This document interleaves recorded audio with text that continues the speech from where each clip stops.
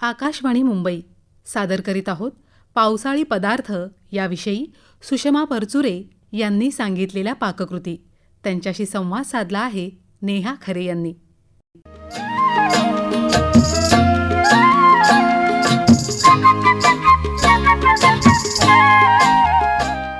श्रोते हो, बाहेर रिमझिम पाऊस सुरू झाला की कांदा भज्यांची फरमाईश होते किंवा गरमागरम बटाटे वडे आठवतात. खरं तर खवय्या मंडळींसाठी ऋतू हे केवळ निमित्त असतं, बहाणा असतो जिभेचे चोचले किंवा लाड पुरवण्याचा. आपल्याकडे प्रत्येक प्रांतात इतकंच काय प्रत्येक गावात आणि घरातही एकच पदार्थ करण्याच्या वेगवेगळ्या पाककृती सापडतील. म्हणजे आईची कृती वेगळी, काकू किंवा मामीची रेसिपी ही वेगळी असणं हे सुद्धा अगदी सहज शक्य आहे. आज काही ट्रॅडिशनल म्हणजे पारंपरिक आणि काही कॉन्टिनेंटल किंवा एक्झॉटिक भाज्या घटक असं वापरून रुचकर आणि पौष्टिक पाककृती कशा करायच्या त्याविषयी आपल्याशी संवाद साधण्यासाठी आपण आमंत्रित केले सुषमा परचुरे यांना. नमस्कार सुषमाताई. नमस्कार, कशा आहात? मस्त. आणि आज तुमच्या नेहमी फेसबुकवरती रेसिपीज मी वाचत असते, तिथे फोटोसुद्धा छान छान येत असतात त्या पाककृतींचा. तो मोह होतो की आपल्याला ह्या पाककृती नक्की आपल्या श्रोत्यांपर्यंत पोहोचवायच्या पाहिजे. आणि म्हणून आज तुम्हाला मुद्दाम इथे आमंत्रित केलंय. मुंबई महानगरपालिकेत सायंटिफिक ऑफिसर म्हणजे वैज्ञानिक अधिकारी या पदावर त्या कार्यरत होत्या. एकूण 35 वर्षांची त्यांची सेवा झालेली आहे आणि आता सेवानिवृत्त झाल्यानंतर तर मला वाटतं वेगवेगळ्या पाककृती करण्याचा आनंद अधिक घेता येतो का? हो, कारण का माहितीये का की ऑफिस असताना ना धावपळीत जपायचं नाही जे, आणि मग मनामध्ये राहून गेलं होतं की अरे हे करून बघायचंय ते करून बघायचंय, तर ते आता मी पूर्णत्वाला नेते असं. वा. सुषमाताईंना फिरण्याची खूप आवड आहे. त्या निसर्ग छायाचित्रण अतिशय सुंदर करतात, उत्कृष्ट असतात त्यांनी काढलेले फोटो. चित्रकलेची त्यांना आवड आहे, छान चित्र काढतात आणि खाद्यपदार्थ करून खिलवण्याची, खाऊ घालण्याची हौस त्यांना आहे. तर सुषमाताई, आता सूप्स पासून सुरुवात करू का? जरा थोडंसं हेल्दी. नक्की. कारण आता पावसाळा आलाय आणि त्याच्यामुळे तुम्ही म्हणालात तसं फक्त कांदा भजी आणि बटाटे वडे नकोत, जरा हेल्दी काहीतरी ऑप्शन सोडूया. पण पावसाळा आला ना की त्याच्याबरोबर सर्दी खोकला हे पण आपल्याला जोडून येतं. तर हे जरा पारंपरिकही म्हटलं पाहिजे, कारण पूर्वी आपल्याला कांद्याचा रस दिला जायचा आई वडिलांकडनं किंवा त्याच्यात आलं वगैरे घालून. तर आता जरा त्याचा वेगळा एक आविष्कार म्हणूया. तर फ्रेंच ओनियन सूप असं म्हटलं की हल्लीच्या पिढीला वाटेल वा काहीतरी विशेष खातोय आपण, पण काही नाही, हे कांद्याचं सूप आहे. आणि त्याच्यासाठी पाहिजे असेल तर मला कोणाला लिहून घ्यायचं असेल तरी लिहून घेऊ शकता, पण हा सर्दीवर अगदी रामबाण उपाय आहे, मी स्वतः नेहमी करते.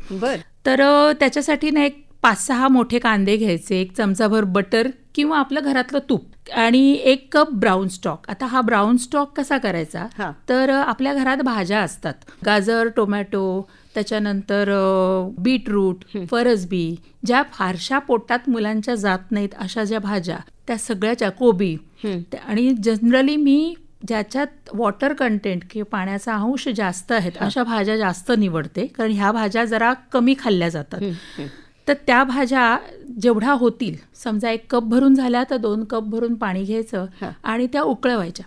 आणि त्या उकळून झाल्या की ते गाळून घ्यायचं. बरं, गाळलेले असतं ते खालती येतो, तो ब्राऊन स्टॉक असतो, तो आपल्याला सुपामध्ये वापरायचा आहे. पण जे काही वरती उरतं ते टाकून नाही द्यायचं, ते कणकीमध्ये मिसळायचं, त्याचे पराठे करायचे आणि खायला घालायचे. म्हणजे भाज्यांचा चोथा आहे तो सुद्धा वाया नाही घालवायचा, खाल्ला पाहिजे. छान आहे. तर मग हा ब्राऊन स्टॉक तुम्ही सूपसाठी वापरायचा. तर तो कधीही मी करून ठेवू शकते, कारण काही वेळेला असं होतं फ्रीजमध्ये काही गोष्टी पडून राहिलेल्या असतात, समजतही नाही आपल्याला, तर मग त्या एखाद दिवशी काढायच्या आणि सगळ्या उकळवायच्या आणि त्याचा ब्राऊन स्टॉक करून तो टिकतो फ्रीजमध्ये. आता त्याच्यामध्ये सुद्धा ज्यांना डायबिटीस आहे त्यांनी गाजर आणि बीटरूट हे जरा कमी प्रमाणात वापरावं. खूप काही कमी करायची गरज नाही, कारण सगळ्या गोष्टी पोटात गेल्याच पाहिजेत. तर हा ब्राऊन स्टॉक, चवीपुरतं मीठ आणि हवं असेल किंवा मी तर घालतेच काळी मिरीची पावडर आणि वरनं किसलेलं चीज. हे चीज अट्रॅक्शन म्हणून पण जरी असलं तरी प्रोटीन्स पण पोचवलं जातं शरीराला. तर कांदे काय करायचे, उभे उभे चिरायचे, जे आपण भज्याला चिरतो ना, म्हणजे आपल्या मनाचं समाधान की आपण भजी करतोय की काय असं पण होतं. आणि ते कांदे उभे चिरून घेतले की बटरवर किंवा तुपावर चांगले लाल गुलबट होईपर्यंत असे भाजून घ्यायचे आणि मग जरा गार करायचे आणि मग तो कांदा मिक्सरमध्ये फिरवून घ्यायचा. त्याच्यात पाणी घालायचं आणि ते पाणी झालं घालून की मग गाळणीने गाळून घ्यायचं. तर त्याचं जे काही पाणी खालती येतं ते पुरेसं नसतं. मग त्याच्यामध्ये जो ब्राऊन स्टॉक आपण केलेला असतो तो घालायचा आणि मग ते उकळवायला ठेवायचं. हां. आता ह्याच्यामध्ये जनरली आपण सूपमध्ये अरारोट किंवा कॉर्नस्टार्च दाटपणासाठी किंवा घालतो. दाटपणासाठी घालतो, तर ह्याच्यात गरज नसते, कारण कांद्याचं जे काही बारीक सुतं किंवा फायबर्स असतात ना ते ह्याच्यामध्ये येतात आणि ते येऊन द्यावेत, ते चांगले पण लागतात बरोबर. चवीला.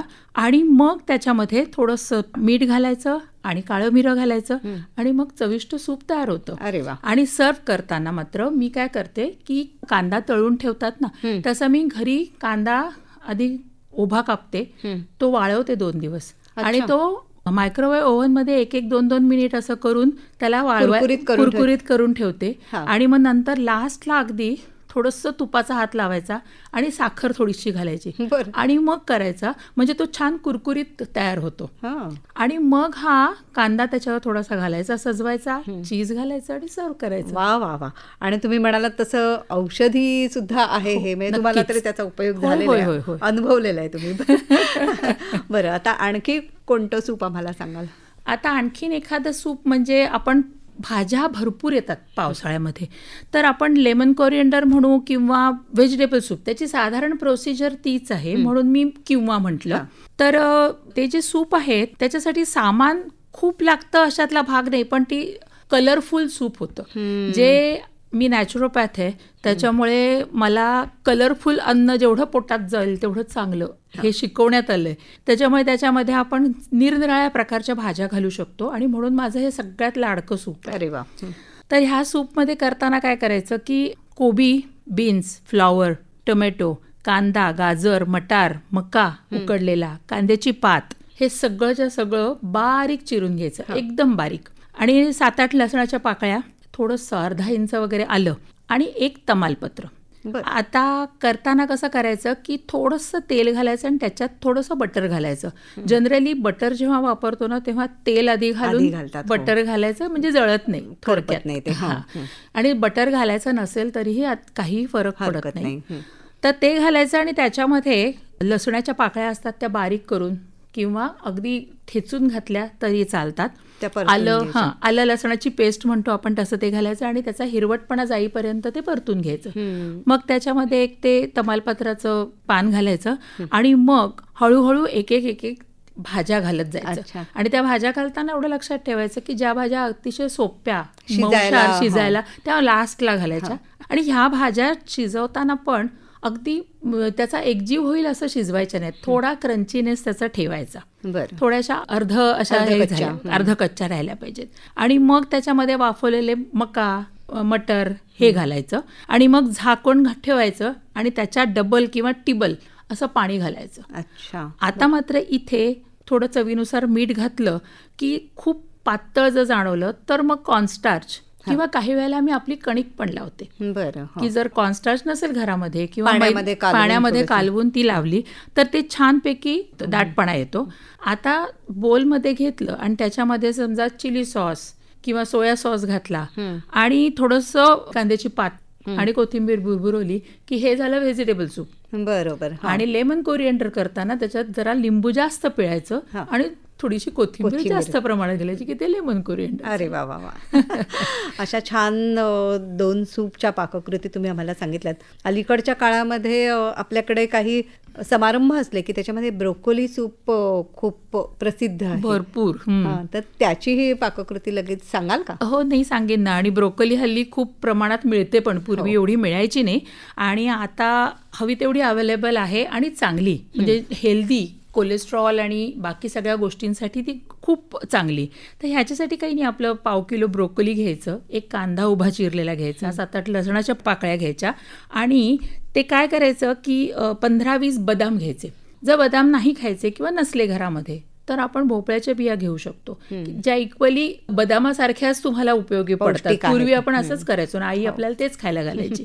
आणि मग 2 चमचे कणिक, 2 चमचे बटर आणि 1 कप दूध घ्यायचं मात्र इथे, आणि काळी मिरी पावडर आणि थोडंसं ऑलिव्ह ऑइल.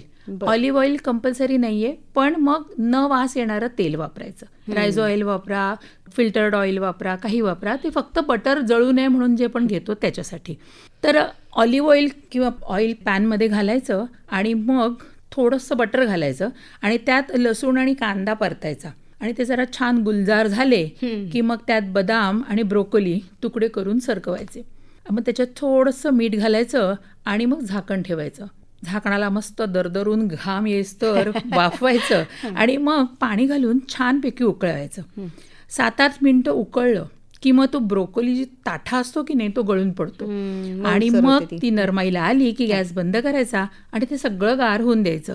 आता पाणी वेगळं करून स्टॉक तयार करायचा त्याचा आणि बाकी सगळं मिक्सरमध्ये घालायचं आणि गरगर फिरवायचं. त्यामुळे मग ते त्याला रंग जो येतो तो हिरवागार ते पाहूनच आपल्या जठराग्नी ज्वाला असं जागृत व्हायला लागतो. आणि मग काय करायचं की पुन्हा एकदा पॅनमध्ये थोडंसं तेल घालायचं आणि त्याच्यात थोडी कणिक घालायची आणि ती छान गुलबट होईस्तोवर परतायची. मी आता हा ना व्हाईट स्टॉक तयार करते, म्हणजे त्याच्यात एरवी मैदा घालतो, त्याच्याऐवजी मी कणिक घालते. आणि मग तो झाला, त्याचा कच्चा वास कणकीचा गेला की मग त्याच्यामध्ये ती कणिक अशी ना लाजून लाजून गुलाबी होते आणि मग त्याच्यामध्ये थोडंसं दूध करत एकजीव करायचं. त्याला गुठळी नाही राहता कामा.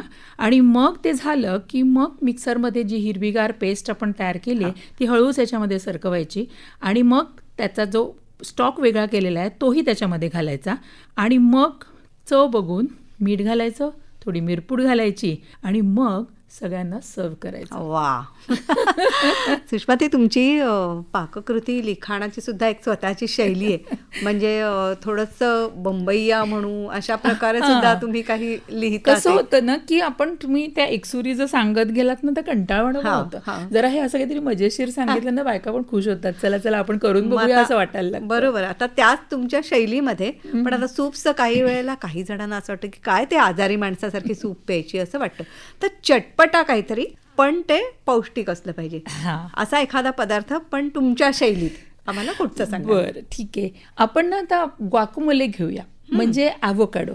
पूर्वी ॲव्होकाडो खूप नाही मिळायचं आपल्याकडे, पण आजकाल खूप प्रमाणात मिळतं.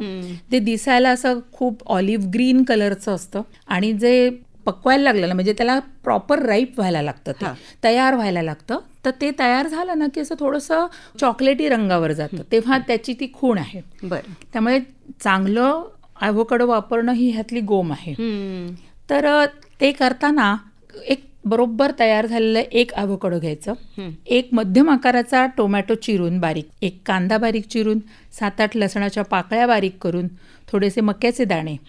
आता इथे मी राजमा आणि आपले काळे चणे असतात ते, शेंगदाणे असं सगळं ना आधी भिजत घालते, 1-1.5 चमचा. आणि तेवढंच फक्त मी उकडून घेते मीठ घालून. ते ह्याच्यात घालायचं असतं. मग हिरव्या मिरच्या 2 घ्यायच्या, त्या बारीक चिरून घ्यायच्या आणि मग एका लिंबाचा रस काढायचा आणि चिमूटभर मिरपूड आणि मीठ. आता कसं करायचं ते आता मी माझ्या पद्धतीने चालेल. तर ॲव्होकाडो चिरून त्यातला गर काढून घ्यायचा आणि मग चमच्याने त्याला चांगला चोप द्यायचा मागणं. म्हणजे त्याची चटणी करायची आणि त्यात ते जे काही बी सकट असतं ना त्याचा तो गर काढून घ्यायचा, बी त्याची वेगळी करायची. मग त्याच्यात चिरलेला कांदा, टोमॅटो, लिंबूरस, मका, राजमा, काळे चणे, दाणे, मिरपूड, मीठ सगळं घालायचं आणि कालवो. मग 1 चमचा तोंडात आहा अशी चव लागली की मग ग्वाकामोले जमलंय असं समजायचं आणि मग खायला सुरुवात करायचं. बरं, ही खायची जी पद्धत आहे ती बाहेर तुम्ही गेलात ना तर तुम्हाला नाचोज विथ ग्वाकामोले मिळतो. तर ते नाचोज असतात ते मक्याच्या पिठाचे असतात. मी ते घरीही करते. मक्याचं पीठ आणि कणकीचं पीठ एकत्र करून त्याच्यामध्ये थोडंसं तिखट मीठ नावाला घालायचं आणि ते लाटून त्याचे त्रिकोणी तुकडे करायचे आणि एअरफ्रायरला लावते आणि ते ग्वाकामोलेचे आपलं नाचोचे तुकडे पण तयार होतात. पण काही वेळेला असं होतं ना आपण घरातल्या घरात असतो, 2-3 पोळ्या उरलेल्या असतात आदल्या दिवशीच्या, मग मी त्या गरम करते, कडक करते आणि त्या नाचो म्हणून चक्क वापरते. म्हणजे मी अर्ध गोष्ट माझी फॉरेनची असते आणि अर्धी गोष्ट गावठी असते. अशा रीतीने आम्ही किंवा मग हा ग्वाकामोले आहे ना टोस्टवर पण वापरतात. मुलांना जर आवडत नसेल तर ब्राऊन ब्रेड किंवा साध्या ब्रेडचे सुद्धा टोस्ट करायचे आणि त्याच्यावर ह्याचं लेअर लावायचं आणि त्याचं ते खायला देते. हे थोडंसं त्या हमस सारखं लागतं आणि त्याच्यावर ते फक्त हमसमध्ये खसखस तीळ थोडं पण घालतात. ह्याच्यात आपण ते घालत नाही एवढं. ह्याच्यामध्ये मी काही वेळेला ना डाळिंबाचे दाणे पण लावते. अट्रॅक्टिव्ह दिसतं, दिसायला चांगलं दिसतं, बाकी काही नाही. मस्त. आणि एक तुमच्याकडे खास प्रकारची चटणी आहे, तुमच्या आईची पाककृती आहे ती. होय होय होय. तर ती सांगता का? तर माझ्या आईच्याकडनं शिकलेली ही माझी चटणी आहे. तर पूर्वी ना काय व्हायचं की भाज्या आवडत नाहीत. आजही मुलांना भाज्या आवडत नाहीत. म्हणजे एक टिपिकल काहीतरी भाजी करायची की ती 4 माणसांच्या घरात सुद्धा एकाला एक आवडतं तर दुसऱ्याला दुसरं. तर त्याच्यासाठी म्हणून आईने ही शक्कल निवडलेली होती आणि ती छानपैकी ही चटणी करून ठेवायची की जिला भाजी आवडत नाही, आम्ही दोघी बहिणीच, जिला भाजी आवडत नाही तिने त्या चटणीची जेवायचं. हा आमच्याकडचा नियम होता. तर त्या चटणीचं नाव आहे तीळ बटाटा डाळ चटणी. तर खरं तर तोंडी लावण्याच्या आवडीनिवडीवर काढलेला हा तोडगा. बटाट्याची चटणी आहे? येस. आणि ती पण उकडून नाही, कच्च्या बटाट्याची. हां, कारण आई माझी ना तशी हेल्थ कॉन्शियस होती की सालासकट खावं किंवा काही गोष्टी ती पाळायची. तर ही चटणी जी होती ती आमच्या इतकी अंगवळणी पडली होती की भाजी आवडत नसली आणि असली तरीही आम्हाला ही लागायचीच. तर त्याच्यामध्ये काय करायचं, ते एक मध्यम आकाराचा बटाटा, 4 मिरच्या बारीक चिरून, त्याच्यानंतर 2 चमचे हरभऱ्याची भिजवलेली डाळ, त्याच्यानंतर 1 ते 1.5 चमचा तीळ आणि फोडणीला तेल, मोहरी, हिंग, हळद नेहमीप्रमाणे, 1 चमचा दाण्याचं कूट आणि कोथिंबीर हवी असेल तर बुरबुरायला वरती, दिसायला छान लागतं म्हणून. तर बटाटा सोलायचा, त्याचे छोटे छोटे तुकडे करायचे आणि मग एक तुकडा बत्त्याने ठेचायचा. म्हणजे आपण आल्याचं जे ठेचायला चहात घालायला वापरतो ना, ते वापरलं तरी छोटा त्याचा तो खल नाही, बत्ता वापरायचा. या कृतीमध्ये काय होतं की जर कोणावर राग आलेला असेल तर ते ह्या बत्त्याने ओसरून जातो आणि खरं सांगायचं तर ते चपटे झाल्यामुळे बटाटे कुरकुरीत होतात. त्याच्यानंतर पसरट तव्यावर करायचं. हे फोडणीसाठी तेल तापवायचं, मोहरी तडतडवायची, हिंग जरा थोडासा जास्त घालायचा कारण ह्याला हिंगाचा वास खूप छान लागला पाहिजे. मग हळद, खमंग फोडणीमध्ये आधी मिरची घालायची, मग तीळ आणि मग बटाटे आणि त्याच्यानंतर ती घालायची भिजवलेली डाळ.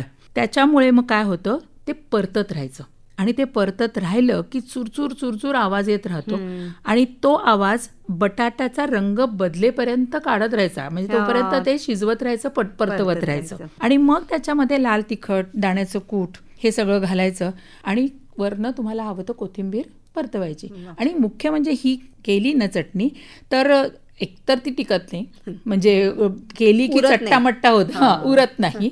पण समजा उरली, माणसं घरात कमी असतात हल्ली, तर उरली तर ती जवळजवळ 8 दिवस काहीही होत नाही त्या चटणीला. म्हणजे मग आमच्याकडे जेव्हा आम्ही बाहेर जायचो त्यावेळेला काही बाहेर खायची पद्धत नव्हती ना, तेव्हा आम्ही फिरायला वगैरे जायचो तेव्हा आमच्याकडे ही टिपिकल चटणी बरोबर करून घेतलेली असायची आईने. म्हणजे तशी टिकते पण. त्याच्यामुळे ही एक चटणी अतिशय उपयोगी आणि डावी बाजू सहज तोंडी लावणं एक अगदी मस्तच. तुम्ही देशविदेशात ठिकठिकाणी फिरत असता, तर असं कुठेतरी बाहेर गेलेलं असताना एखादी पाककृती समजली असेल तर तशी आम्हाला सांगाल का? हां, मी ना सांगते तुम्हाला की आम्ही ह्याला गेलो होतो, लेह लडाख किंवा स्पिटी व्हॅली. तर तिथे जनरली काय होतं की तिथे शिजणं कमी असतं, त्यामुळे तिथे नॉनव्हेज तुम्हाला आता मिळतच नाही. आता आम्ही दोघंही नॉनव्हेज खात नाहीच, पण ज्यांना नॉनव्हेज खायची सवय तिथे त्यांना मिळतही नाही. पण मग तिथे ना एक प्रकार मी खाल्ला की जो मला अतिशय आवडला, व्हेज थुप्पा म्हणून. हां, तर तो काही असतो ना की खूप साऱ्या भाज्या आणि नूडल्स आणि ह्यांनी सगळ्यांनी मिश्रण करून 1 डिश मील तयार केलेली आहे त्यांनी. आणि ती मस्तपैकी अशी छान गोल बोलमध्ये घेतात ते लोक आणि खातात.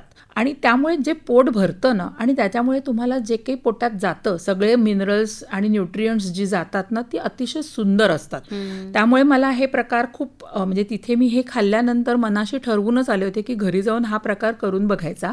आणि मी तो असा जरा शोधला आणि केला. म्हणजे मी एकतर तिथे विचारलं पण त्या लोकांना की तुम्ही कसं करता, आणि ते केल्यानंतर मग मात्र मी घरी येऊन तो केला. तर आता ह्याच्यासाठी काय करते मी, तर एक कांदा उभा चिरून घेते, 8-10 लसणाच्या पाकळ्या घेते, अर्धा इंच आलं किसून घेते आणि 2 मिरच्या उभ्या चिरून बारीक करून घेते आणि गाजर, फ्लॉवर, फरसबी, मशरूम्स, नंतर मटार, बेबीकॉर्न, मकाचे दाणे, कोबी, लाल, पिवळी, हिरवी सिमला मिरची आणि त्याच्यामध्ये ॲडिशनल असतं गव्हाचे नूडल्स किंवा स्पगेटी. आता गव्हाचे नूडल्स आपल्याला सहजी मिळून जातात, त्यामुळे ते तर पूर्वी मी घरी पण करायची ते बर्फावर वगैरे हे करून, पण आता ते मिळतात त्याच्यामुळे ते आणले जातं, सोपं झालं. तर काय व्हायचं की ह्याच्यात ना पदार्थ भरपूर आहेत वापरायचे, त्याच्यामुळे मेनली मी सांगते तसं की जसं मी सायन्सची आहे त्याच्यामुळे आम्ही आधी तयारी करून घेणं हे महत्त्वाचं समजलं जातं. त्यामुळे आपण अशी सगळी तयारी करून घ्यायची, या सगळ्या भाज्या व्यवस्थित बारीक चिरून घ्यायच्या. आम्ही खूप बारीक नाही चिरायच्या, कारण ह्या व्हेजिटेबल थुकमामध्ये ना त्या भाज्या लागल्या पाहिजेत, तुम्हाला कळल्या पाहिजेत की मी आता भोपळा खातोय, मी आता मटार खातोय, सगळं असं व्यवस्थित. तर त्याच्यामुळे काय करायचं, ह्या सगळ्या भाज्या छानपैकी चिरून घ्यायच्या आणि मग पॅनमध्ये थोडंसं ऑलिव्ह ऑइल किंवा साधं तेल घालायचं आणि त्याच्यात एक बटर घालायचं आणि मग थोडंसं तेलामध्ये बारीक केलेलं आलं लसूण घालायचं, त्याचा कच्चा वास जाईपर्यंत त्याला परतवायचं. छान लाल लाल लाल लाल झालं की मग कांदा घालायचा आणि मग त्या कांद्यावर थोडंसं वाफवून घ्यायचं आणि मग बाकीच्या भाज्या घालायच्या एक एक एक एक करून. आणि मग त्या भाज्या झाल्या की खूप शिजवायच्या नाहीत, तेवढं मात्र लक्षात ठेवायचं, कारण त्याचा विचका झाला ना की त्याचा त्या तुपाचा गोळा होतो जो चांगला नाही लागत. तर मग त्याच्यानंतर ते थोडंसं अर्धवट थोडंसं कच्चं असल्यानंतरच त्याच्यामध्ये 2-3 कप पाणी घालायचं आणि मग मीठ, मिरपूड घालून झाकण ठेवून द्यायचं. चांगलं उकळलं की मग त्याला जर फारच पातळ वाटलं तर काहीतरी कणिक किंवा कॉर्नफ्लोअर लावलं तरी चालतं, पण मी आज तागायत लावलं नाही, कारण फार पातळ करायचंच नाही, थोडंसं अंदाजाने पाणी घालायचं. आणि मग त्याच्यामध्ये मात्र स्पगेटी किंवा नूडल्स न शिजवता सोडून द्यायच्या, झाकण टाकून बंद करून ठेवायचं. त्या वाफेवर आणि त्या पाण्याने त्या नूडल्स शिजतात किंवा स्पगेटी शिजते आणि ते जे त्याचा रस सोसला जातो ना तो खूप छान आतमध्ये रस भिनतो त्याच्या आणि तो खूप छान लागतो. आणि मग अशा ह्या भाज्यांबरोबर सगळं पोटात गेल्यामुळे आपलं पोट एक म्हणजे परफेक्ट भरून येतं. म्हणजे हल्ली तर माझं असं होतं की रात्रीच्या वेळेला 1 डिश मील ही फारच पेट झाली माझी. वा, छान. आता काही कटलेट सांगणार का आम्हाला?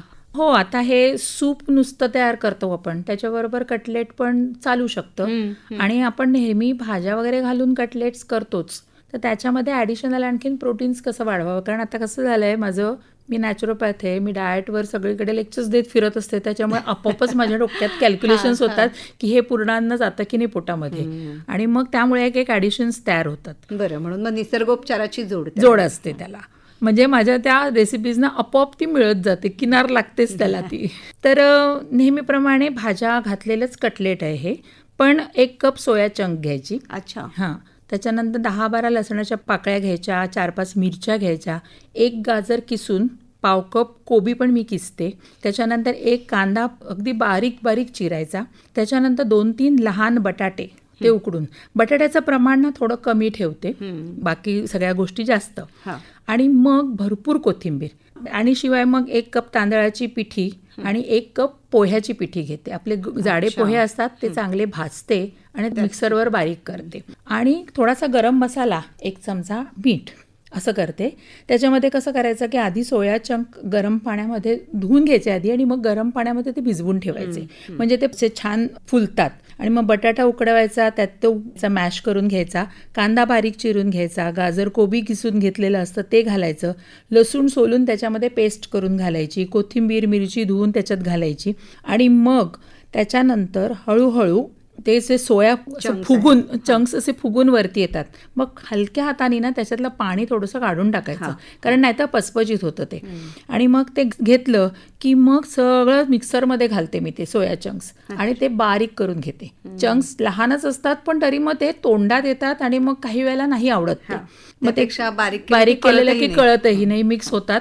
आणि मग सगळेचे सगळं घातलं की मग ह्या सगळे जे एकत्र केलेला मसाला असतो आपला त्याच्यामध्ये ते घालायचं, चांगलं मळून घ्यायचं आणि ते मळल्यानंतर मग आपल्याला हवा तसा आकार द्यायचा आणि ते शॅलो फ्राय करते किंवा एअर फ्रायरमध्ये घालते.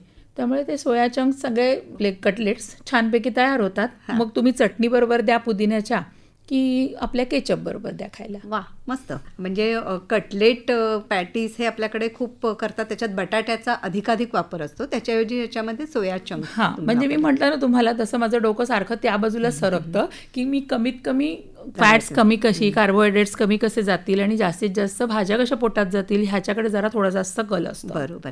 आता पुढची पाककृती कसली आहे? पुढची पाककृती म्हणजे ना, आम्ही साधारण मी सांगू का 2-1 वर्षापूर्वी अथरापल्ली, यरकड, बॅकवॉटर ह्या इकडे गेलो होतो. आणि त्या सगळीकडे मला ना, किंवा श्रीलंकेला सुद्धा, तिथे मला प्रत्येक ठिकाणी व्हेजिटेबल स्टू आणि इडियप्पम हे खायला मिळालं.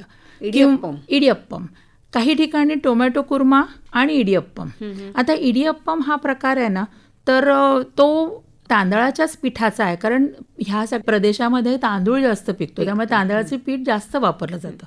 तर ते करायचं ठरवलं मी, कारण जर नारळ तुमच्याकडे कमी असेल तर व्हेज कुर्म्याला मात्र नारळ खूप लागतो. त्यामुळे व्हेज स्टू, कुर्मा नाही, व्हेजिटेबल स्टू म्हणायचं त्याला. तर त्याला नसेल तर मग टोमॅटो कुर्मा. तर मग आज आपण टोमॅटो कुर्मा बघू. बरं, तिकडे त्या भागामध्ये नारळाच्या दुधामध्ये किंवा नारळाचं सगळं, हो, भरपूर प्रमाणात. हा, नारळाच्या रसात. इव्हन आपल्या कोकणामध्ये ह्या शेवया ज्या नारळाच्या रसामध्ये गुळ घालून खूप खाल्ल्या जातात, म्हणजे एक डेलिकसी आहे ती आपल्या कोकणची पण. तर साधारणपणे किनारपट्टीला नारळ भरपूर, गुळ घालून सगळं हा उद्योग करायचा, म्हणजे सणावाराला हेच असं असतं. तर त्या स्ट्यू बरोबर इडियप्पम. तर आता आपण आज टोमॅटो कुर्मा विथ इडियप्पम असं बघूया. तर टोमॅटो कुर्मासाठी काय करायचं, तर टोमॅटो, कांदे, 2 टोमॅटो 2 कांदे असे चिरून, तमालपत्र, लसणीच्या पाकळ्या, त्याच्यानंतर एक लहान वेलची घ्यायची आणि त्या वेलच्या ना नेहमी घालताना थोड्याशा तोंड उघडून घालायच्या, म्हणजे त्याचा फ्लेवर खूप छान येतो. नंतर तिखट 1 चमचा, मीठ चवीनुसार आणि अर्धा कप खवलेला नारळ ह्याच्यातही घालतात. बरं, तिकडे सगळीकडे नारळ असतं. आणि हिरव्या मिरच्या आणि थोडीशी चिमूटभर बडीशेप. जर ही आता आवडत नसेल ना कोणाला वास, तर नाही घातली तरी चालते, स्किप करूनही चालते. आता इडियप्पम हे काय आहे, तर हे तांदळाच्या पिठाचंच आहे. तर ते तांदळाचं पीठ, पाणी आणि थोडंसं तेल किंवा मीठ ही त्याचं साहित्य झालं. तर आता इडियप्पम तयार कसं करायचं, तर मोदकाची जशी उकड काढतो ना आपण, तसं 1 कप पाणी घ्यायचं, त्याच्यात तेल घालायचं, मीठ घालायचं आणि उकळायला लागलं की त्याच्यामध्ये तांदळाची पिठी घालायची तेवढीच आणि ती वाफण काढायची आणि बाजूला ठेवून द्यायची. त्याच्यानंतर काय करायचं की कुर्मा करायला सुरुवात करायची. आता हे पाणी काढून, उकड काढून ठेवलेली आहे आपण, त्याला रेस्ट करायची. त्याच्यानंतर मिक्सरमध्ये खोबरं, मिरच्या, बडीशोप, त्याच्यानंतर सगळं घालून बारीक पेस्ट करायची त्याची. गॅसवर पॅनमध्ये थोडंसं तेल घालून त्याच्यामध्ये तमालपत्र, लसूण, नंतर कांदा हे सगळं घालायचं आणि ते छानपैकी परतवायला ठेवायचं. कारण कांदा हा जो आहे ना, तो आपण जितका परतवू त्याचा गुलबटपणा आला ना की तो खमंग छान लागतो. असं पारदर्शक होईपर्यंत ते आपल्याला करावं लागतं. मग त्याच्यात टोमॅटो घालायचा, मीठ घालायचं आणि मग झाकून ठेवायचं.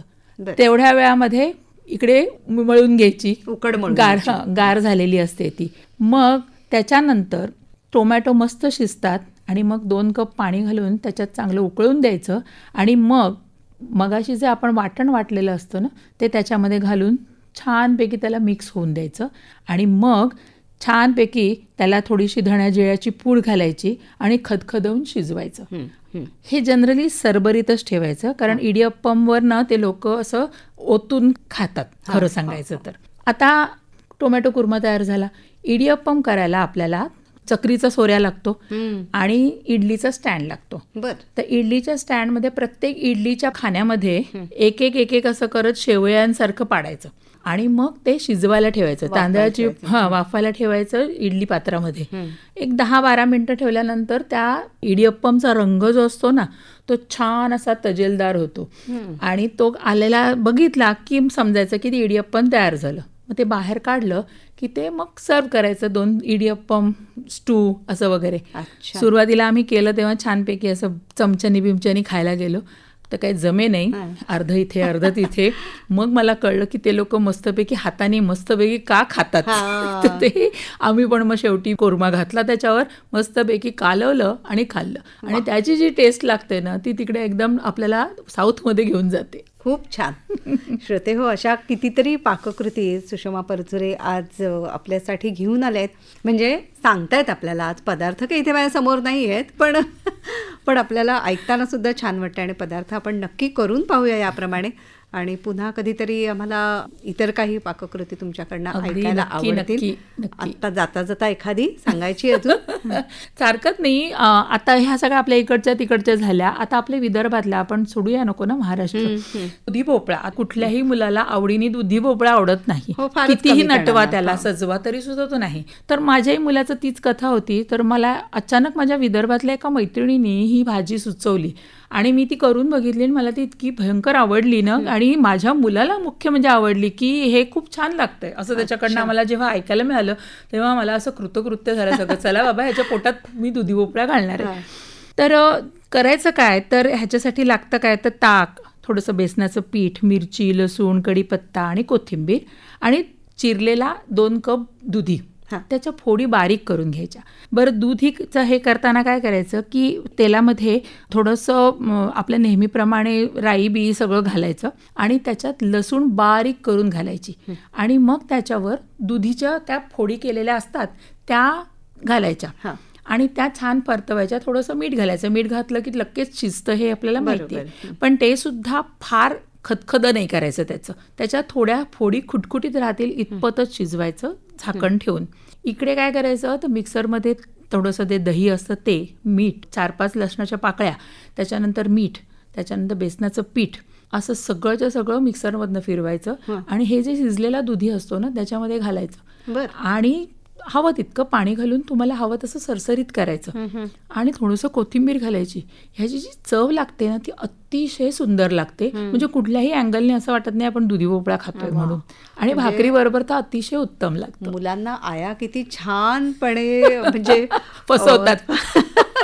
फसवून पण चांगलं पौष्टिक खाऊ घालू शकतात. त्याचं हे उदाहरण. सुषमा परचुरे, तुम्ही इथे आलात आणि आमच्याशी संवाद साधलात.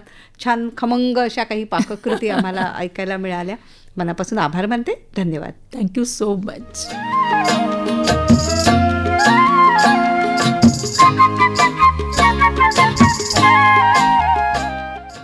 श्रोते हो, पावसाळी पदार्थ याविषयी सुषमा परचुरे यांनी सांगितलेल्या पाककृती आत्ताच आपण ऐकल्या. त्यांच्याशी संवाद साधला होता नेहा खरे यांनी. या कार्यक्रमासाठी निर्मिती सहाय्य केलं होतं सुहिता मराठे हिने आणि सादरकर्त्या नेहा खरे. ही आकाशवाणी मुंबई केंद्राची निर्मिती होती.